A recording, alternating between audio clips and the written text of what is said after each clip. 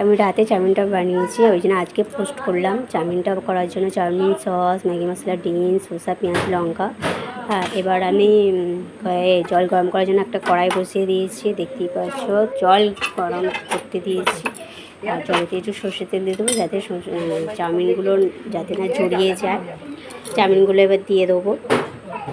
চাউমিনগুলো এবার এক এক করে চাউমিন দেবো, যেহেতু 3টে চাউমিন, 2জন খাবো বলে 3টে চাউমিন এক এক করে দিয়ে দেবো।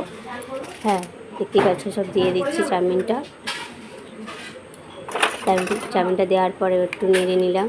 আর তোমরা ভাবছো খুন্তিটা কেন আর বলবে না, আমার মেয়ে ময়দা টিপে নিয়ে খেয়েছিল আর খুন্তি বাটি সব দিয়ে দিয়েছে পিছনেই, যেহেতু রুটি করছিলাম। আর চাউমিনটা হয়ে গেছে, আমি ছানছায় নিয়ে চাউমিনটা ছেঁকে নিচ্ছি, চুবড়িতে ঝেড়ে নিচ্ছি। কড়াইতে তেল দিয়ে দিয়েছি, দেখতেই পাচ্ছ, কড়াইতে তেল দিয়ে দিয়েছি। 2টো ডিম দেবো, 2টো ডিম দিয়ে বেশ করে ডিমটা ভাজা হয়ে গেছে, ভেজে নিয়েছি। এবার কড়াইটা বসিয়ে দিয়েছি, দেওয়ার পর তেল দিয়ে দিয়েছি, সাদা তেল, একটু লঙ্কা দিয়ে দিয়েছি, দিয়ে পেঁয়াজটা দিয়ে বেশি দিয়েছি, আমার লঙ্কাটা দিলে বেশ ভালো লাগে। আর 2টো কাঁচা লঙ্কা কেটে দেবো, দেখতে পাচ্ছি দিয়েছি।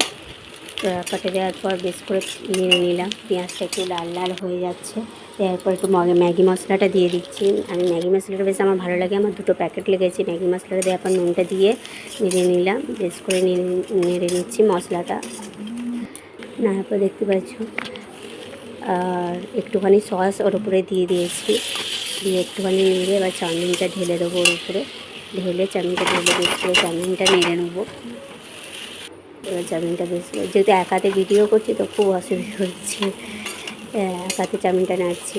চাউমিনটা বেশ করে দেখতে পাচ্ছি নাড়া হয়ে গেছে, নাড়া হয়ে যাওয়ার পর ডিমটা দিয়ে দিয়েছি, ডিমটা দিয়ে এবার নেড়ে নেবো। আর রেডি হয়েই এসেছে, বেশ কালারটা বেশ ভালো, বেশ ঝড়ো ঝড়ো হয়ে গেছে। আমি এবার একটা থালা এবার জোগাড় করেছি, একটা থালাতে ঢেলে নিলাম। হ্যাঁ, ঢেলে পেঁয়াজ এবার শসা দিয়ে দিচ্ছি, দেওয়ার পর ওর ওপরে একটু সস দিয়ে দিলাম, তারপর একটা কাঁচা লঙ্কা দিয়ে বেশ করে ভালো করে একটু সাজিয়ে নিলাম। কত সুন্দর দেখতে হয়েছে, আর বেশ দেখতে ভালো হয়েছে, খেতেও ভালো হয়েছে। আমার বেশ